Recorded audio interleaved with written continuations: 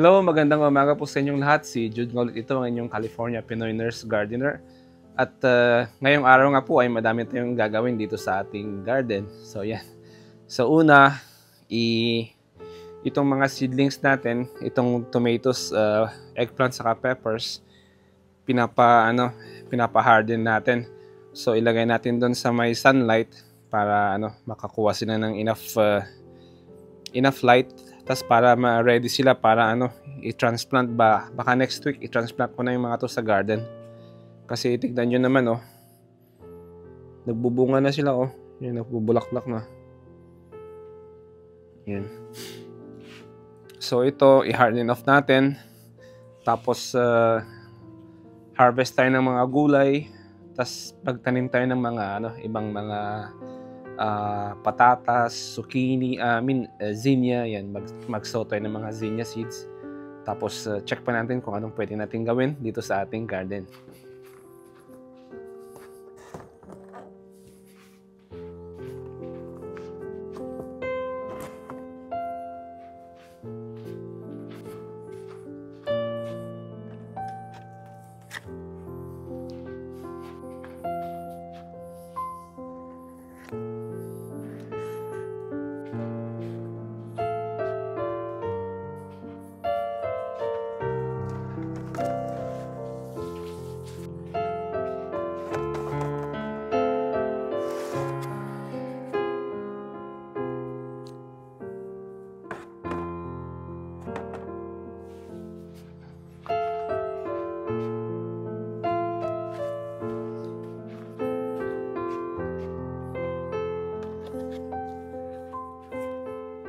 So yan, nailagay na natin dito ang ating mga seedlings. Kaya lang natin dito hanggang alas 12 para hindi masyadong uminit.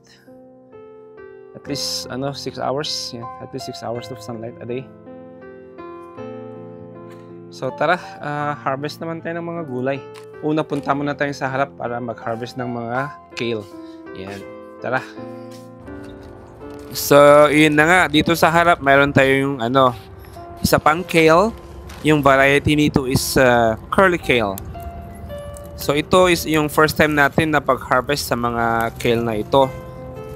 Ito nga is ito yung variety na tinanim natin last year. Masarap siya. So masarap siyang isama sa mga sabaw-sabaw. Yan. So tara, harvest tayo ng mga kale dito sa harap.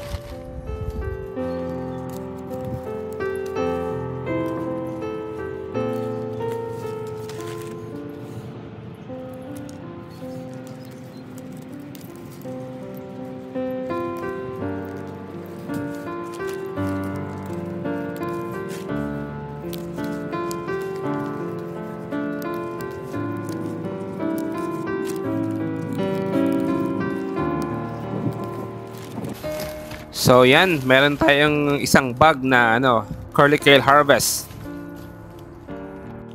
So tapos na nga tayo mag-harvest ng kale sa harap. Dito naman sa likod, unahin natin yung mga Swiss chard yan. Yan, grabe ang lalago na nila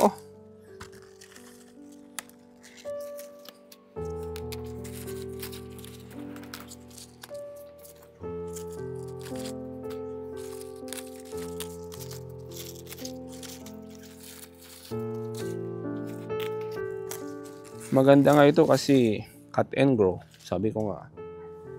Ito 6 na lang to, 6 na halaman. Ano to? May powder stuff siya. Don't tell me nagpa-powder mildew din itong tingnan nyo yun Don't tell me nagpa-powder mildew itong Swiss chard.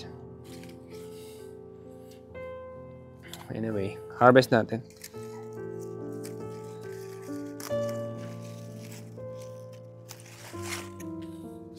Dami kasi matagal-tagal ko din hini-harvest to So, yan. Dami tayong makukuha ngayon. Swiss chard.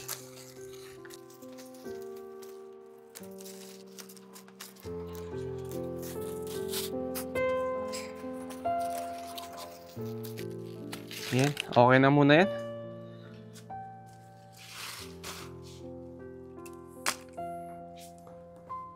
Sunod naman is yung dinosaur kale. So tara, harvest tayo ng dinosaur kale.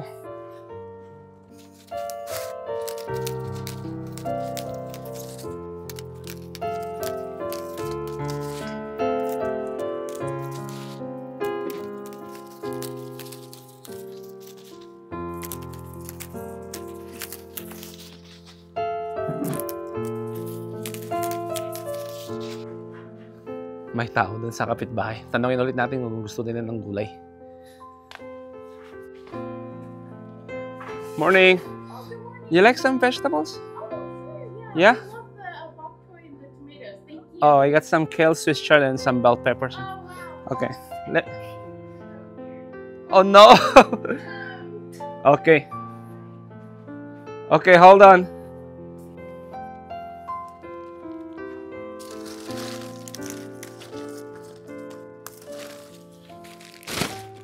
So, bigyan natin silang gulay.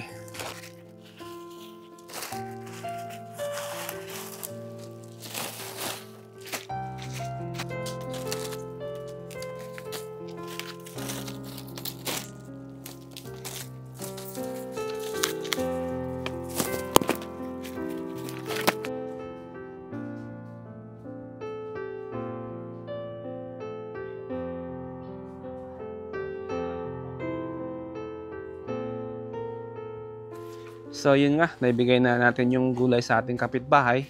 Tapos check natin yung sweet pea kung may ma-harvest tayo. Tara!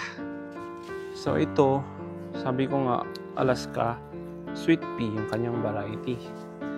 Malalaki na sila oh. Problema, kailangan na nating tanggalin lahat to next week. Kasi malalaki na yung ating tomato, baka ma-root bound. Kailangan na nating itanim dito sa mga raised bed. Hayaan muna natin itong mga maliliit para lumaki pa sila. Tapos harvest natin lahat next week.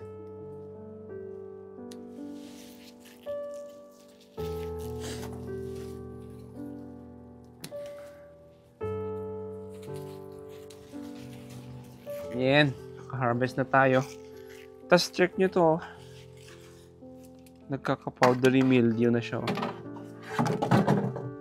Ito mga to. Check nyo, powdery mildew. So, mostly ng halaman, yan, tinamaan ng powdery mildew. Pero hindi na natin to i-sprayhan kasi tatanggalin din lang natin to next week. Kaya, hayaan lang natin dyan. Tapos, yan, may mga bell pepper pa tayong iba doon. I-harvest na natin yung mga yan.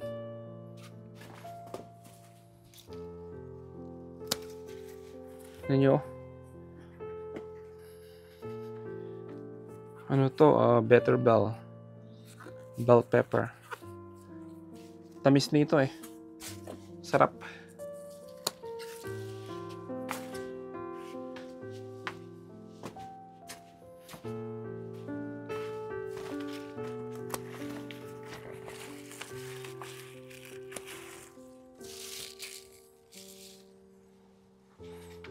Okay, yung iba, ano na lang. Itong iba, next week na natin kunin lahat yung mga to. Yung mga green. Kasi tatanggalin natin lahat tong mga peppers para makapagtanim tayo ng ng mga tomato. Yan. So next naman, naka-harvest ako ng compost tea sa ating Bokashi composter. So, diligan lang natin yung ating mga alliums, mga onions, saka garlic, gamit yung ating compost tea. Yan. So, tara!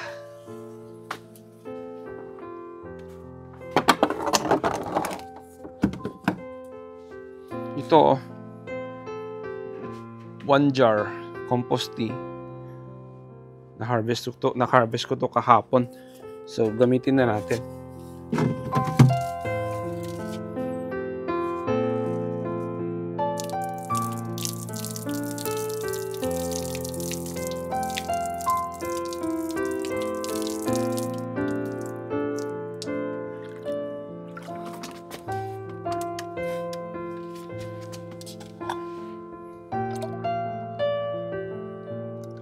Wala nang walang measure kasi hindi naman siya nakakasunog ng halaman eh.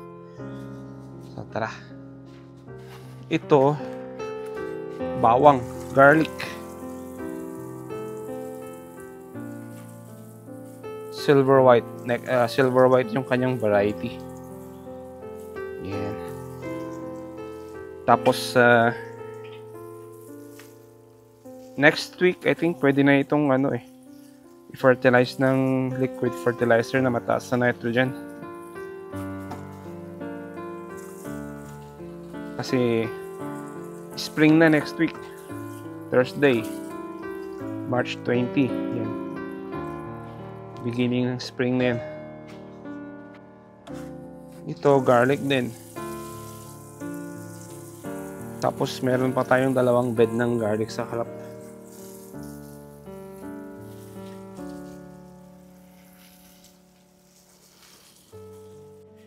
Ito naman, onion.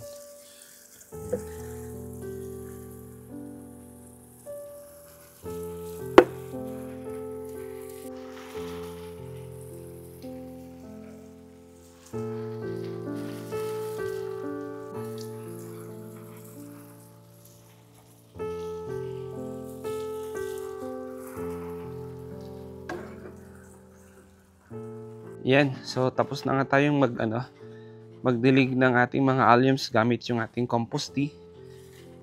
Sunod naman is magtanim tayo ng patatas kasi may binili akong patatas sa store eh. Tapos after nun is strawberry. Yan. Ito, nakabili ako ng seed potato. So itanim lang natin to. So tara. Ito, meron tayong fresh compost na na-harvest sa ating tumbler composter. May floss pa na.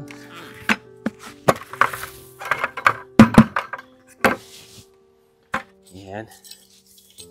Mix lang natin.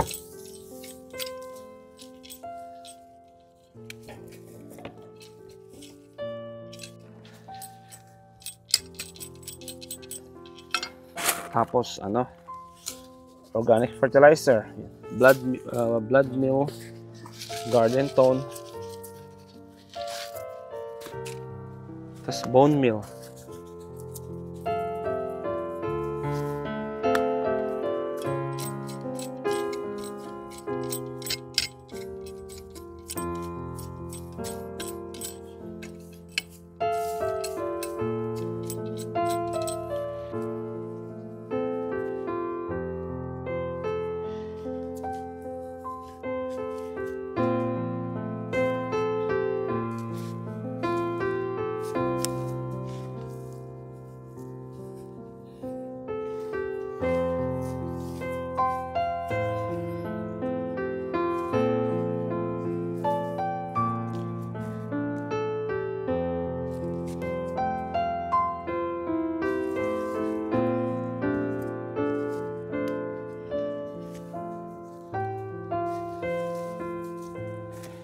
Tapos mulch.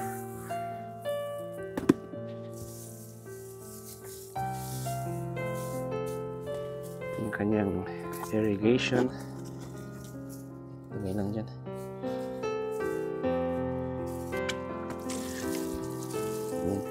So once lang tong tubigan.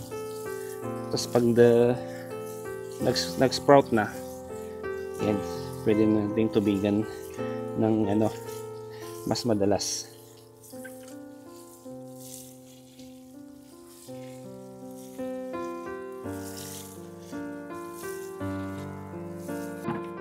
So yan, tapos na tayong magtanim ng potato. Check natin yung ating mga tinanim na potato kasi may sprout na sila eh. Tapos ready na silang i-heal. Yan. So yan tingnan nyo. Patatas, nag-sprout na sila. Dagdagan lang natin yung soil. Ito din. Tapos ito yung nasa sako ng bigas. And then itong nasa may 27 gallon container. Yan. Lagyan lang natin ng ano, potting soil.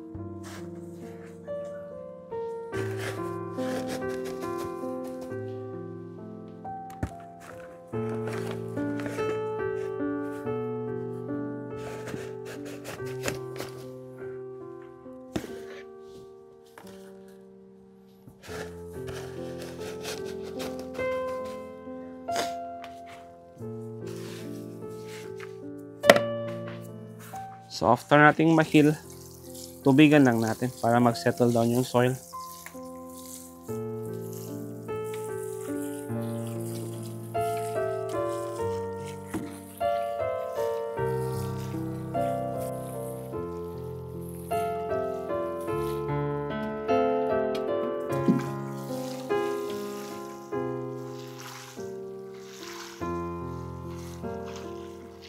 So yeah, tapos na nga tayong mag-heal ng ating patatas. Sunod naman is ano, mag-transplant lang tayo ng ating mga strawberry. Okay.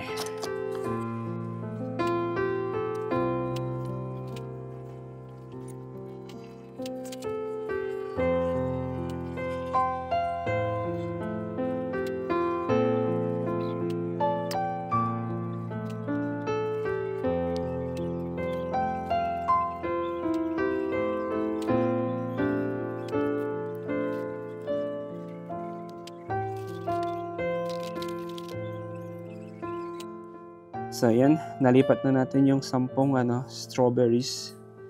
So hopefully mag-develop yung roots ng mga to. So next naman, pagtanim tayo ng zinnia. Yan, lalagyan ko na ng soil yan. Ito, zinnia, tambelina, mixed colors. Ito, dwarf yung mga to. Sabi hanggang 6 inches. So hopefully, hindi siya yung mga malalaki. So tara, mag-sow muna tayo ng zinnia seeds.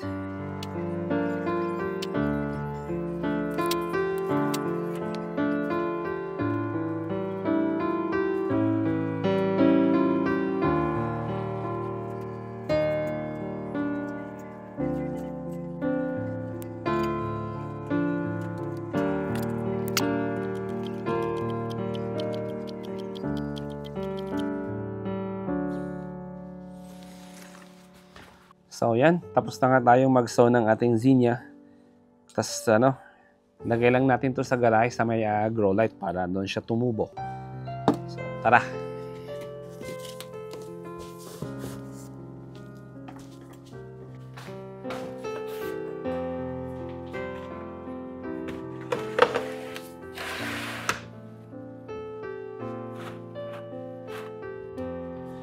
So yan, tapos na nga tayo. So yung mga ginawa natin ngayong araw is ano, nag-harden off tayo ng ating mga tomato, eggplant, saka pepper seedlings. Tapos nag-harvest tayo ng mga gulay. Nagdilig tayo ng ating mga alliums gamit yung ating bokashi compost tea.